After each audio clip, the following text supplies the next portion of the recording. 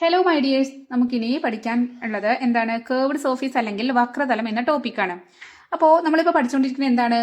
Cylinder അല്ലെങ്കിൽ വൃത്തസ്തംഭത്തിനെ കുറിച്ചാണ് അല്ലേ?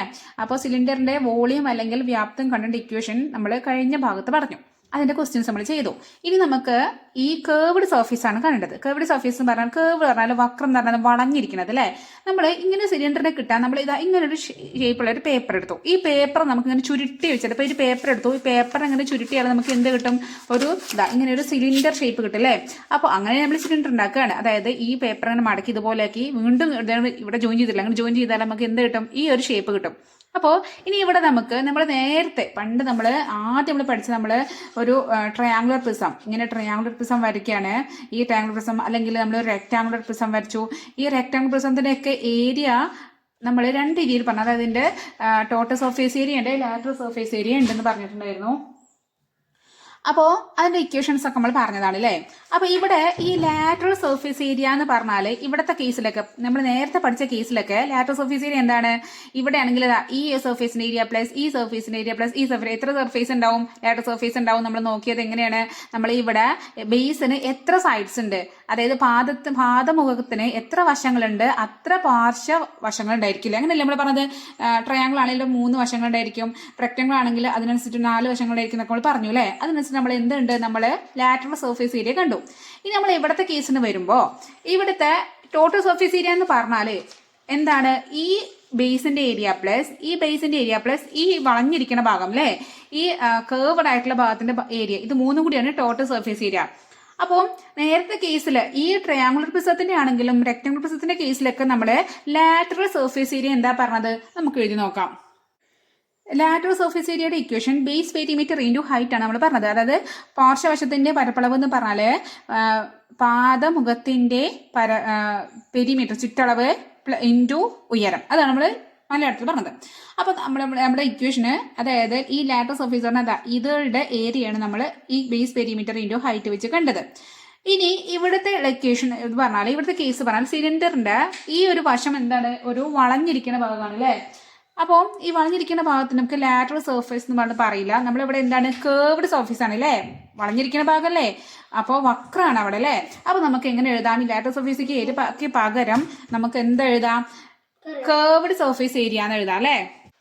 നേരത്തെ കേസിൽ ലാറ്ററൽ സർഫേസ് ഏരിയ എന്ന് പറഞ്ഞാൽ അതേ സംഭവമാണ് ഇവിടെ നമ്മൾ എന്ത് പറയുന്നത്? Curved surface area. നേരത്തെ കേർവ്ഡ് അല്ല, ഇവിടെ വളഞ്ഞിരിക്കുന്നത് വക്രാണ്.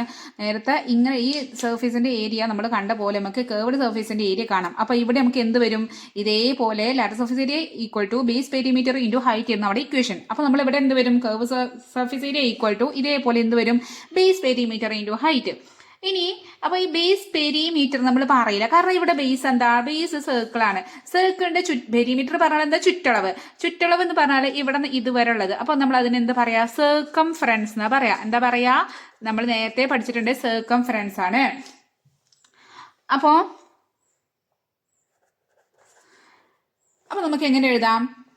അപ്പോൾ നമ്മൾ curved surface area equal to circumference of base into height എന്ന് എഴുതാം.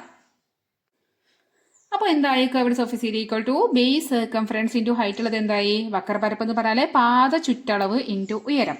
അപ്പോൾ ഇനി നമുക്ക് എന്ത് നോക്കണം? എങ്ങനെയാണ് പാദ ചുറ്റളവ് കാണുക അല്ലെങ്കിൽ ബേസിന്റെ സർക്കംഫറൻസ് കാണുക? അതറിഞ്ഞാലേ നമുക്ക് ഇക്വേഷനിൽ കൊടുക്കാൻ പറ്റുള്ളൂ. അപ്പോൾ നമുക്ക് അതും കൂടി നോക്കാം. ബേസ് സർക്കംഫറൻസ് പറഞ്ഞാൽ എന്താണ്? ഒരു സർക്കിളിന്റെ ചുറ്റുള്ള അളവ്, പാദ ചുറ്റളവ്. അതായത് ഇവിടെ തൊട്ടിട്ട് ഇങ്ങനെ ഇതുവരെ ഈ പോയിന്റിൽ എത്തുന്ന ഈ ഒരു അളവ് എന്ന് പറഞ്ഞാൽ നമുക്ക് അറിയാം. നമ്മൾ ചെറിയ ക്ലാസ്സിൽ പഠിച്ചിട്ടുണ്ട് ഇക്വേഷൻ 2πr. അപ്പോൾ ഒരു സർക്കിൾ ആണ്, അതിന്റെ ചുറ്റളവ് അല്ലെങ്കിൽ സർക്കംഫറൻസ് കാണാൻ ഇക്വേഷൻ എന്താണ്? 2πr. ഇനി നമ്മളെ കേർവ്ഡ് സർഫേസ് ഏരിയയുടെ ഇക്വേഷൻ 2πr ഇൻറ്റു h ആയിരിക്കും അല്ലെ? അപ്പൊ കേർവ്ഡ് സർഫേസ് ഏരിയ അല്ലെ വക്രപരപ്പിനെയാണ് സിമ്പിൾ ആയിട്ട് CSA എന്ന് എഴുതാട്ടോ. അപ്പൊ അതെന്താണ്? കേർവ്ഡ് സർഫേസ് ഏരിയന്റെ ഷോർട്ട് ഫോം ആയിട്ട് എഴുതിയിരിക്കുകയാണ്. അപ്പൊ CSA is equal to 2πr into ഇവിടെ ഹൈറ്റ് എന്താണ്? h ആണ്. അപ്പൊ നമുക്ക് ഇങ്ങനെ വരും, 2πrh വരും. ഓക്കെ. ഇനി ഇത് 6 പറഞ്ഞാൽ എന്താണ്? 6 എന്ന് പറഞ്ഞാല് ഈ ബേസിന്റെ റേഡിയസ് ആണ്. ഇതാണ് റേഡിയസ്. ഒരു സർക്കിളിന് എടുത്താൽ അതിന്റെ റേഡിയസ് ആണ് 6. ഇനി 6 എന്നല്ല, നമുക്ക് ഡയമീറ്റർ ആണ് തന്നത്, അല്ലെങ്കിൽ വ്യാസം തന്നു. വൃത്തത്തിന്റെ ബേസിന്റെ പാദത്തിന്റെ വ്യാസം തന്നത്, ഇങ്ങനെ തന്നു. അപ്പൊ നമുക്ക് ഇക്വേഷൻ എന്ത് ചെയ്യണം? നമ്മൾ കഴിഞ്ഞ ചാപ്റ്ററിൽ, അതായത് സർക്കംഫറൻസിന്റെ പഠിച്ചിട്ടുണ്ടായിരുന്നു. എന്താണ്? ഇവിടെ 2 ഇൻറ്റു 6 എന്ന് 2 6 ആണ്. R plus R 2r equal to അതിന് ഡയമീറ്റർ ഡി. അപ്പോൾ 2rന് പകരം നമുക്ക് എന്ത് എഴുതാം? ഡി എഴുതാം. അപ്പോൾ നമ്മുടെ ഇക്വേഷൻ എങ്ങനെ വരും? ഓൾറെഡി പൈ ഇവിടെ ഉണ്ട്, 2r പറഞ്ഞാൽ ഡി ആണ്, പിന്നെ എച്ച് ഉണ്ട്. അപ്പോൾ പൈ ഡി എച്ച്. അപ്പോൾ ഈ രണ്ട് ഇക്വേഷൻ എന്താണ്? സി എസ് എ കാണാൻ അല്ലെങ്കിൽ കേർവ്ഡ് സർഫേസ് ഏരിയ കണ്ട ഇക്വേഷൻസ് ആണ് 2πrh അല്ലെങ്കിൽ പൈ ഡി എച്ച്.